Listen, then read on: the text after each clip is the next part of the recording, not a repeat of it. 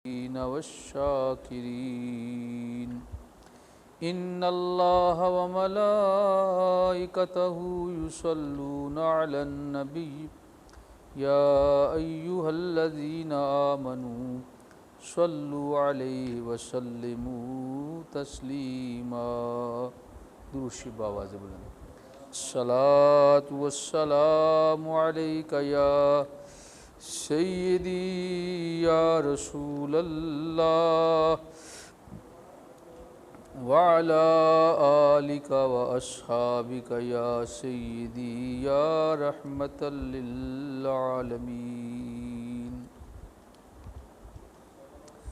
अल्लाह ताला के हुज़ूर हम्द व सना, बारगाह नबूवत में दुरूद व सलाम का नजराना अक़ीदत व मोहब्बत पेश करने के बाद अल्लाह ताला के हुज़ूर शुक्र अदा करते हैं जिस मालिक ने हम सब को अपने प्यारे महबूब सल्लल्लाहु ताला अलैहि वसल्लम की उम्मत से पैदा फरमाया।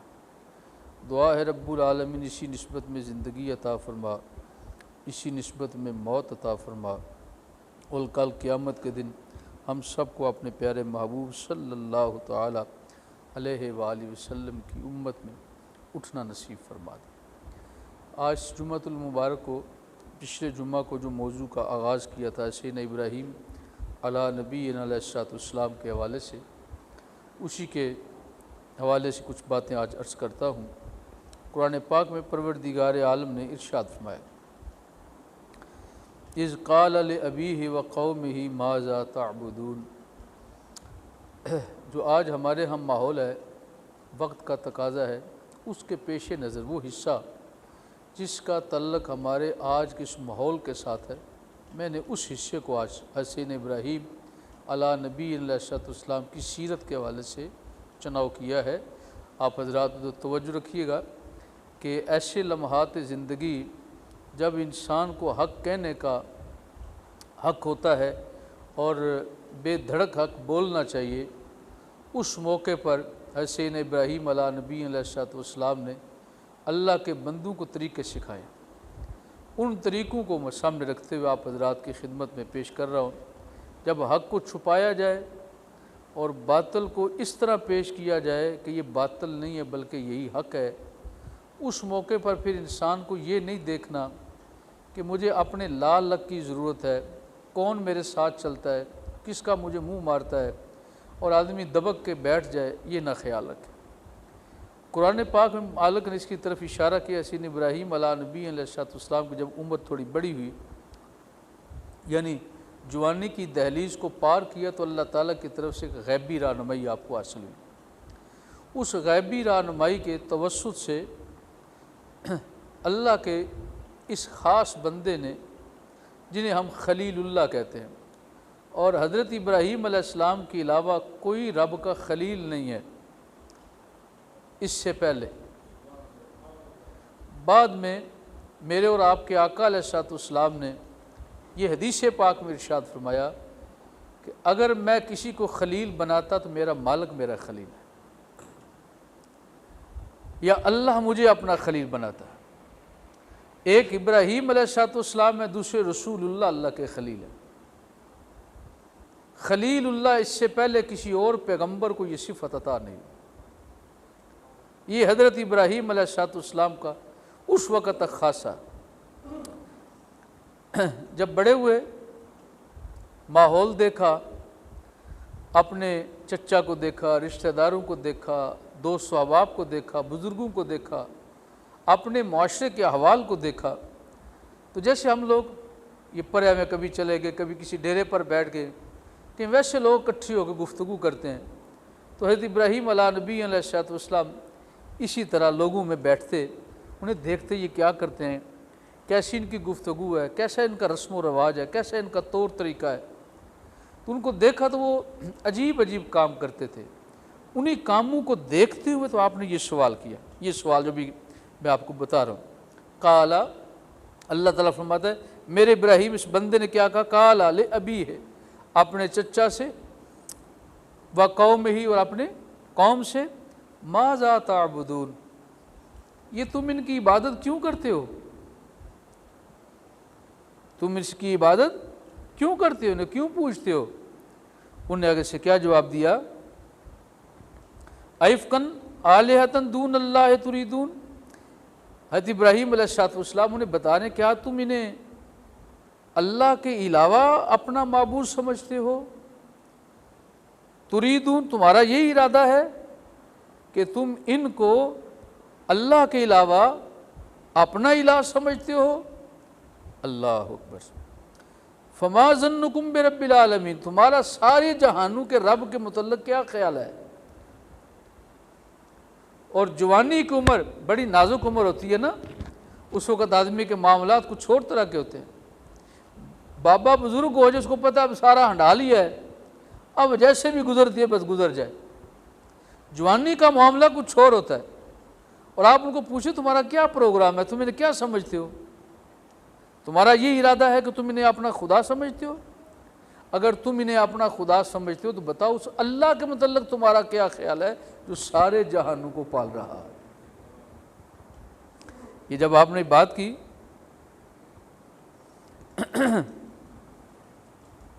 अब वो परेशान हो गए। उन्होंने एक दूसरी आयत पाक में सूरह इब्राहीम के अंदर, सूरह अंबिया के अंदर फरमाया, आगे सुनने जवाब दिया। क्या जवाब दिया? कहने लगे हमने अपने आप अपने आबाओ अजदाद को ऐसे ही करते देखा है तो हम भी वो कर रहे हैं। तो अब हज़रत इब्राहीम अलैहिस्सलाम ने को जवाब दिया, फरमाया तुम भी और तुम्हारे आबाओ अजदाद भी ये सारे गुमराह हैं। तुमने ये जो ख्याल रखा है, अकीदा बनाया है, ये गुमराही वाला है, ये हिदायत वाला नहीं है। फिर आपने उन्हें एक मौके पर यह इरशाद फरमाया, अच्छा मैं कभी तुम्हारे खुदाओं की खबर लूँगा, मुझे कब मौका मिला तो मैं तुम्हारे खुदाओं की खबर लूँगा। अच्छा, फिर खैर वक़्त गुजरता रहा। उनके यहाँ एक मेला हुआ करता था, वो उस मेले में सारे शिरकत किया करते थे। जैसे हमारे यहाँ बाहर जगह पर मेले लग जाते हैं, उधर भी मेले लगते थे।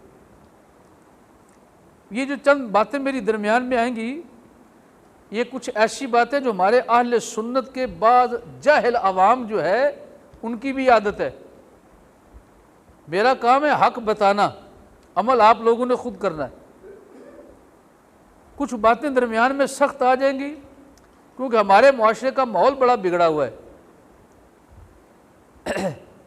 जो असल चीज़ थी वो दरमियान से लोगों ने हटा दी। अब सिर्फ दुनियादारी रियाकारी का सिस्टम रह गया। जब मैं गुफ्तगू करूंगा तो आपको अंदाज़ा हो जाएगा मैं क्या कहना चाह रहा हूँ। और ये बात कुरान और हदीस है, ये मेरा अपना ज़ाती को वबाल नहीं है, ये उभार नहीं जो वहाँ पर निकालना चाहता हूँ, ना को अंदर मेरे गुबार है, को गुस्सा है, नहीं, जो हकीकत है वो बयान कर रहा हूँ। अब हम उस आईने में देख लें कि हमारे जिस्म में, चेहरे पर कौन कौन सा दाग है और उस दाग को हमने कैसे मिटाना है। रास्ता उसका मौजूद है, अगर मौका मिला वो भी बता दूंगा। अब उन्होंने कहा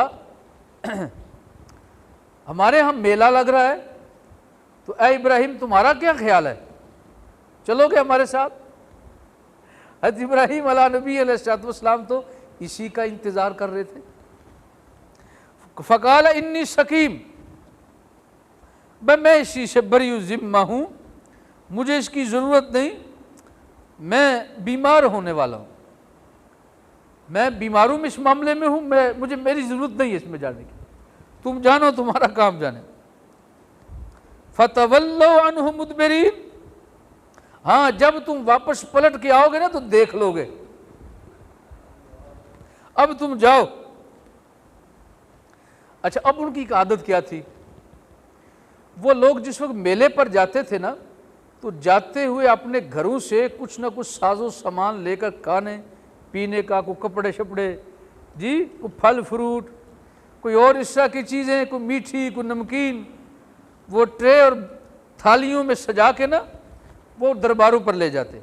दरबारों का मतलब वो अपने खुदाओं के यहाँ, वहाँ पर जब ले जाते उसके पास बुत खाने के अंदर, उनके सामने जाके सजा के रख देते।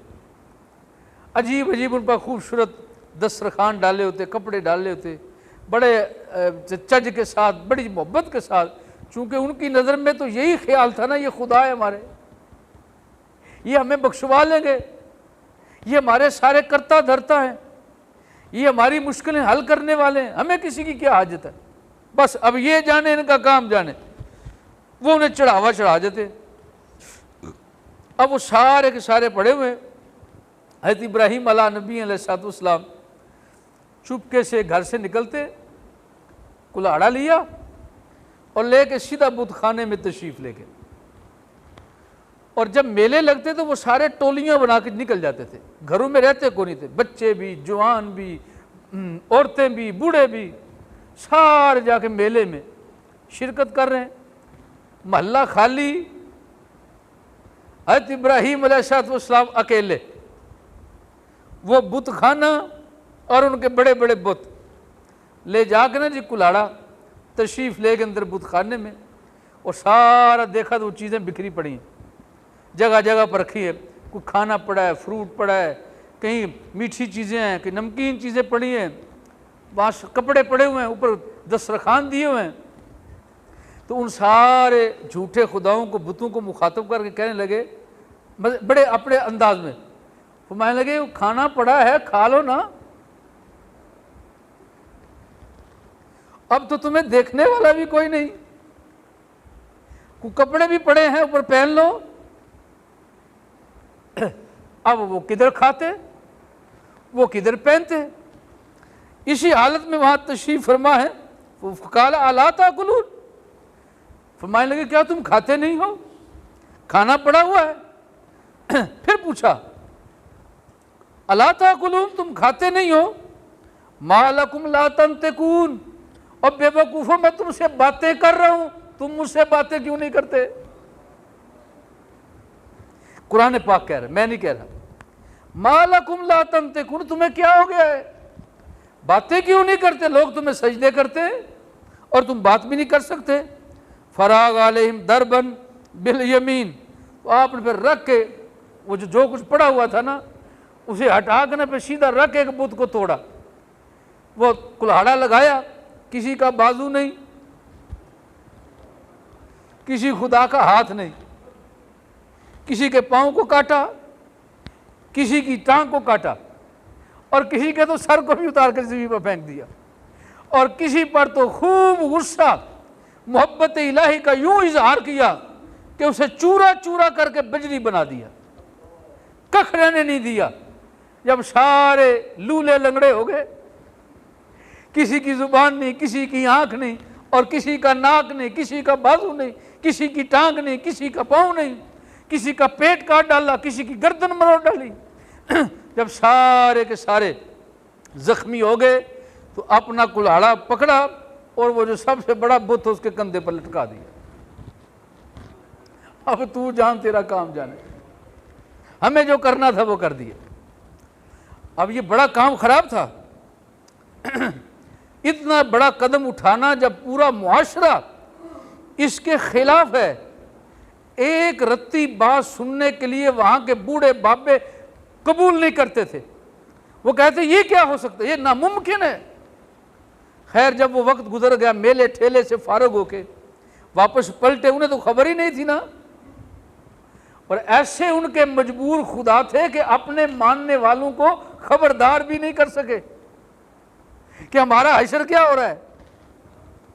जब वो वापस पलट के 2-4 दिन वहां रहते थे, उनकी आदत थी फारग होकर वापस आ जाए। हसन इब्राहीम अलैहिस्सलाम तशरीफ फरमा बड़े पुरसुकून तरीके से। जब उन्हें आगे देखा, सीधा उनकी आदत थी, वो घरों में लोग नहीं जाते थे, आप अंदाजा करें, सीधा अपने झूठे खुदाओं के पास आते। ये उनकी मोहब्बत थी उनके साथ, एक ताल्लुक था, बेशक गलत था, लेकिन उस ताल्लुक का इजहार यूं करते, जब घर से जाते तो उन बुतों के सामने कोई ना कोई फल फ्रूट शीरनी कोई ना कोई शहर रख के जाते, यानी मिल के जाते, उनसे मुलाकात करके जाते। और जब अपना काम काज करके वापस पलटते, सफ़र करके आते 1-2 दिन के बाद, तो सबसे पहले वो घर नहीं जाते थे, बीवी बच्चों के पास नहीं जाते थे, पहले वो बुत खाने जाते थे। वहाँ सजदा करके, पूजा करके, बातचीत करके, जो कुछ करना होता था करके वापस फिर घर जाया करते थे। लेकिन हमें रसूलुल्लाह ने इससे प्यारा खूबसूरत तरीका अता फरमाया। फरमाया तुम भी जब घर से जाया करो तो जाते हुए अल्लाह की बारगाह में सजदा करके जाया करो, और जब वापस पलट के आओ तो मेरे और आपके आका की यह आदत करीमा थी, जब भी सफर से वापस आते तो घर नहीं जाते थे, पहले अल्लाह के घर जाके 2 नफल पढ़ के अल्लाह की जनाब शुक्र अदा करके फिर घर जाया करते थे। ये सुन्नत तरीका है। हम मुसलमानों का, इन हिंदुओं का, इन यहूदी ईसाइयों से बढ़कर रसूलुल्लाह ने जो हमें खूबसूरत तरीका दिया है उस पर अमल करना हमारे ऊपर लाजम और वाजिब है। ये तरीका क्या था? वो झूठे खुदाओं के लिए ऐसे करते थे, और अल्लाह के महबूब ने फरमाया ये बदबख्त झूठे खुदाओं के लिए इतना करते हैं और तुम सच्चे खुदा के लिए भी झुकना नहीं चाहते। उसकी बारगाह में भी आते हो तुम्हें तकलीफ होती है, तुम्हारे पास वक़्त नहीं, तुम बोलते मेरे कपड़े खराब हो गए हैं। नहीं, कपड़े खराब नहीं, तुम्हारी नीयत खराब है, तुम्हारा दिमाग खराब है, तुम्हारे अंदर सुस्ती, कहली है, बेवकूफ़ी है, वक़्त का ज़िया है। अगर तुम्हारे दिल में ये ख्याल आ जाए, वो झूठे खुदाओं को पूजने वाले उन झूठे खुदाओं के लिए कितनी कुर्बानी देते हैं और कभी नहीं करते थे। जिस मालिक ने तुझे खिलाया है, पिलाया है, अता किया है, इतनी नेमतें दी हैं और कभी ये शान नहीं जतलाया, क्या हमारा हक नहीं बनता कि हम ऊंचे सर उसकी बारगाह में झुका दें? हज़रत इब्राहीम अला नबी अलैहिस्सलाम ने यही पैगाम दिया। और अजीब बात आपको बताऊं, तन्हा हजरत इब्राहीम अला नबी अलैहिस्सलाम थे। उस पूरे मुआशरे के अंदर फकत एक आदमी जो अल्लाह का नाम लेने वाला है, जो अल्लाह की रुबूबियत को कबूल करके लोगों तक पहुंचाने वाला है, एक फर्द वाहिद। और किससे टक्कर ले रहे हैं? पूरे मुआशरे से। और मैं एक और अजीब बात बताऊं, सिर्फ उस वक़्त बाबुल के अंदर जहां नमरूद का हेडक्वार्टर था, वो उसका अपना महल था, उस जगह के अंदर आप तशरीफ फरमा हैं, उसकी हुकूमत पूरी दुनिया पर थी। और हक बात यह है सिर्फ उस माशरे में नहीं बल्कि पूरी दुनिया में उस वक़्त हज़रत इब्राहीम अलैहिस्सलाम के अलावा कोई अल्लाह का नाम लेने वाला नहीं था। आप अंदाजा कर लें, इतनी जुर्रत, ये फिर आम आदमी का काम नहीं, ये अल्लाह के नबी का ही काम हो सकता है। इस जुर्रत से इस पूरे माशरे को ललकारा, और अंदाज देखो कैसा है। अच्छा, जब वो वापस आए ना तो सीधा अपने बुतखाने गए, उधर जाके देखा तो वो सारे अपनी दांतों में उंगलियां दबा के हैरान हो गए, ये क्या वबाल आ गया, अब हम पर अजाब आने वाला है, ये तो सारे खुदा हमसे नाराज हो गए, एक दूसरे को मारा, खराब किया, सारे टूट गए, ये क्या हो गई, इतनी बड़ी बेइज्जती, ये तो किसी ने बड़ा जुल्म कर दिया। अच्छा, जब वापस जज्बात, जब ऐसे हालात बने जो नहीं ना होने वाले थे, अनहोने हालात बने, तो वो बिल्कुल बिफर गए, उन्हें ख्याल ही नहीं रहा कि हो क्या रहा है। जब कुछ देर गुजर गई, ठंडे हुए, तो एक बाबे ने कहा, हो ना हो वो जो अकेला पीछे बैठा रहा है ना, ये काम उसी का ही है। बड़े यकीन से कहने लगा, हो ना हो उसी का काम है, उस नौजवान का काम है। तुम्हें पता ना कितनी दफ़ा उसने हमारे खुदाओं को ललकारा है, कितनी दफ़ा उसने हमें से बातें की हैं, वो हमारे खुदाओं को मानता नहीं है, ये काम उसी का ही है। अल्लाह अकबर। और मैंने जो पहले बात सुनी उसमें एक सवाल होता है कि इब्राहीम अलैहिस्सलाम ने जब सारे बुतों को मारा है, आपने नाराजगी का इजहार किया, तो फिर बड़े बुत को क्यों छोड़ दिया? उसे भी मार देते, काम खत्म, उसको भी टुकड़े टुकड़े कर देते, गिरा देते। अल्लाह ताला ने फरमाया, मैंने इब्राहीम अलैहिस्सलाम को हिकमत अता फरमाई है, दानाई अता फरमाई है, उस दानाई का आपने इजहार फरमाया। इसका ये मतलब नहीं, जवाब इसका ये है, जवाब इसका ये है, इसका ये मतलब नहीं कि आप उस बुत के रहने पर राजी थे, नहीं, उस बुत को रख के उस बुत की हैसियत लोगों को दिखाने के लिए रखा था, ताकि सबको पता चल जाए कि तुम किन खुदाओं को पूछते हो, तुम्हारी हैसियत क्या है। अब जब वो बात होगी, एक का हो गया, हम उसको बुलाते हैं, नमरूद के सामने बात पेश हो गई, नमरूद भी आया तो हैरान हो गया, और नमरूद का एक बड़ा काम था, उसने अपने जितने भी दरवाजे हैं, अब तो हमारे यहाँ माशाल्लाह शहरों के दरवाजे नहीं रह गए, नाम ही रह गए, बाटी गेट, लोहारी गेट। वे जो गेट थे ये पहले एक पूरे शहर के थे, जैसे आपके सियालकोट के गेट हैं, मुख्तलिफ शहरों के, हमारे गुजरात के अंदर मुख्तलिफ गेट है, दरवाजे हैं।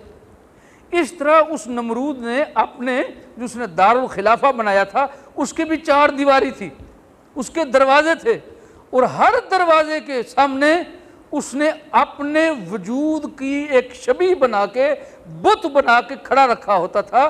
जो भी दरवाजे से आता हुक्म होता था इसे सजदा करे तो आगे जाए, यानी वो कहता था मैं खुदा हूं, नाउजुबिल्लाह।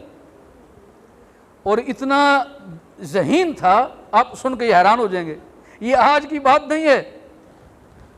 उस वक़्त इब्राहीम अला नबी अलैहिस्सलाम का दौर, नमरूद के ज़माने की बात सुना रहा हूं। तो क्या सारे सजदा करते थे खुश हो गए? नहीं, कुछ मजबूर हो के करते थे। तो सवाल ये, उन्हें मजबूरी क्या थी? वो तो सामने है, अब उन्हें मजबूरी क्या है कि वो सजदा करें? उसने सिस्टम ऐसा बनाया था, जो आदमी गुजरता था, आता था, उसे सजदा करता था, खैर थी, और जो आता और उसे सजदा ना करता वहां घंटियां बजनी शुरू हो जाती थी। ऑटोमेटिक सिस्टम, अलार्म सिस्टम, ऐसा उसने जाल बिछाया था। इतनी तेज टेक्नोलॉजी उसने रखी, जो उसे सजदा करता वो माहौल ठीक रहता, जो ही सजदा न करते फौरन घंटियां बजना शुरू हो जाती और सारे अलर्ट हो जाते, कौन आदमी है जो आया है सजदा नहीं किया, उसे फौरन पकड़ लेते। आप अंदाजा करें, ऐसे सख्त माहौल के अंदर रास्ता निकालना ये आम आदमी के बस का काम नहीं था। ये वही बंदा मोमिन कर सकता है जिसे अल्लाह की ताकत और मदद हासिल हो। हज़रत इब्राहीम अला नबी अलैहिस्सलाम ने ऐसे माहौल के अंदर ललकारा, और जैसे वक्त आया सारे इकट्ठे हो गए जी, लेके नमरूद के पास। हज़रत इब्राहीम अला नबी अलैहिस्सलाम को बुलाया, पहले सारी बातचीत हो गई, क्या मसला? कहने लगे जी वो जो नौजवान है ना, ये काम उसी का है। बुला लिया, आप तशरीफ ले, कोई तबीयत पर बोझ नहीं है, मैं पूरी एक हुकूमत से टक्कर लेके खड़ा हूं और अकेला हूं।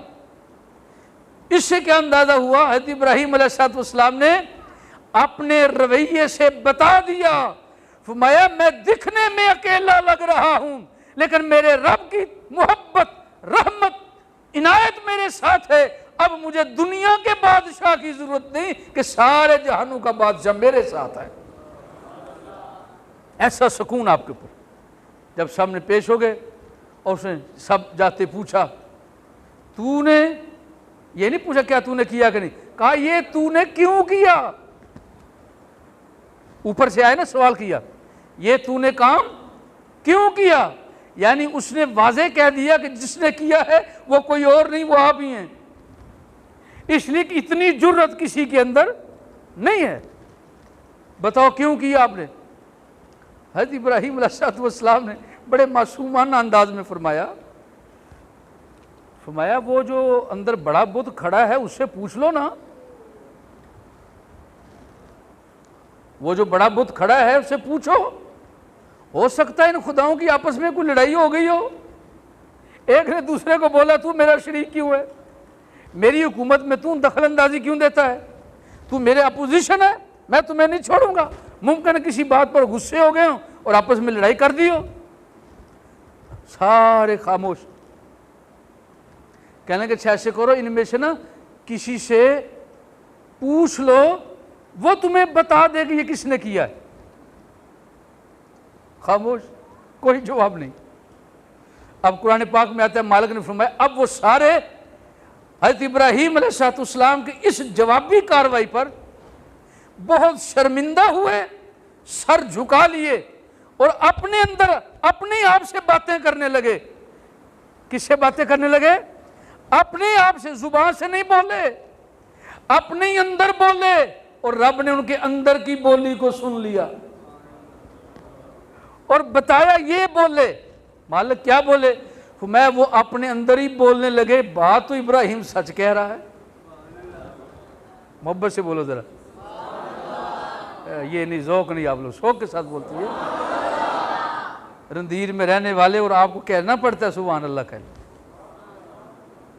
अल्लाह अकबर। फरमाने लगे बताओ ना, इनसे पूछो। अब जब ये सवाल हुआ तो अपने अंदर से कहने लगे भाई इब्राहिम अलैहिस्सलाम की बात तो सही है। अब वो ना, जब आपको पता, जब आदमी झूठा हो जाए ना तो लहजे के अंदर सख्ती नहीं रहती, उसके लहजा बदल जाता है, उसके लहजे में नरमी आ जाती है। अब जब समझ हम झूठे पड़ गए, अब बड़े नरम लहजे में कहने लगे इब्राहिम तू भी तो जानता है ना ये बोलते नहीं। पता नहीं आप भी बोलोगे कि कोई नहीं। मैं बुतों से बातें तो नहीं कर रहा, मैं बोलते मोमनों से बातें कर रहा हूं, मुसलमान रसूलुल्लाह की उम्मत से बात कर रहा हूं। कहने लगे ए इब्राहिम तू जानता है ना ये बात नहीं करते। तो आपने फिर लट के, मौका यही था ना, इसकी तलाश थी कि ये बोलें। जब जवाबन बोले, अब हज़रत इब्राहिम अलैहिस्सलाम ने फरमाया ओ बेअक्लो, तुम्हें इतनी अकल भी नहीं जो खुद बोल नहीं सकते, तुम्हारी मजबूरियां दूर कैसे कर सकते हैं। इनका हाल देखो ना क्या हुआ है। ये तुम्हें क्या बचाएंगे, ये तो अपने आप को नहीं बचा पाए। ये तुम्हें क्या खिलाएंगे, ये तो खुद भी खा नहीं सकते। तुम्हारी बात कैसे सुनेंगे, ये तो अपनी बात भी नहीं सुना सकते। जब ये बात होगी अब सारे शर्मिंदा हैं। और याद रखिए, जिस वक्त सवाल का दलील के साथ जवाब ना हो और उस आदमी के सामने ये मामला हो जो साहिब इख्तिदार है, तो अब वो समझे कि मैं झूठा पढ़ रहा हूं, तो फिर वो क्या करता है, सीधी गोली, इख्तिदार का नशा, पकड़ो मारो जेल में बंद करो, इनको एक एक बोटी लग कर दो इनकी। क्या मतलब? अब जब समझा कि मैं झूठा पढ़ रहा हूं, फौरन कहा ले आओ लकड़ियां, इनको आग में जला देते हैं। अब इसके अलावा हमारे पास कोई हल नहीं है, अब हमारे पास इसके अलावा कोई हल नहीं। क्या समझे हो, हज़रत इब्राहिम अलैहिस्सलाम की नबुव्वत की ज़रब थप्पड़ ऐसा था कि सारी नमरूद की हुकूमत सर झुका बैठी और समझ गई हम इस एक बंदे के सामने आजिज आ गए, हार मान गए, हार तस्लीम कर ली। क्योंकि यही हार के तस्लीम करने की निशानी है कि जब समझा दलील से बात नहीं कर पा रहे, अब अपनी ताकत का इस्तेमाल किया। और इब्राहिम अलैहिस्सलाम की बातें सुन के मुस्कुरा रहे। दो जवाब नहीं जवाब दे पाए, हमें लकड़ियां इकट्ठी करो, वो मैं कर लो, इन्हें जलाना है जी, ठीक है। सारे इकट्ठे हो गए अपने खुदाओं का दिफा करने के लिए। सारे भागे भागे अपने घर से लकड़ियां उठा के ले आए और चीखा तैयार कर, इतनी बड़ी थी, मीलों फैली हुई, इतनी चीखा तैयार की आग की। जब वो तैयार हो गई, कहा इनको फेंको। कहा फेंके कैसे, हम तो आग के करीब भी नहीं जा पाएंगे, इसकी हिद्दत इतनी ज्यादा है, इसकी गर्मी इतनी ज्यादा है। बोला चलो एक मिंजनीक तैयार करो।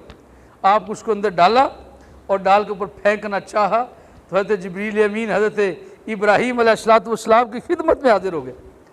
आगे कहने लगे ए इब्राहिम, देखो ना ये एक बंदा पूरी रूए ज़मीन पर अल्लाह का नाम लेने वाला, आलमे बाला में भी लोग कांप रहे, फरिश्ते हैरान हैं, अब ज़मीन पर अल्लाह का नाम लेने वाला कौन रह जाएगा।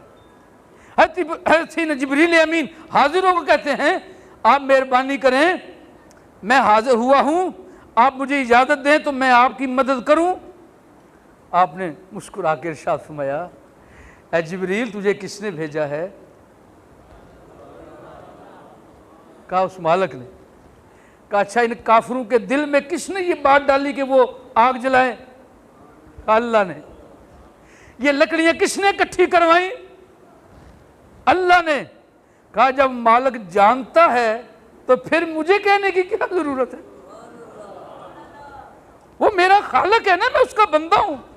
अगर वो मुझे जलाने पर राजी है तो मैं इब्राहिम जलने पर राजी।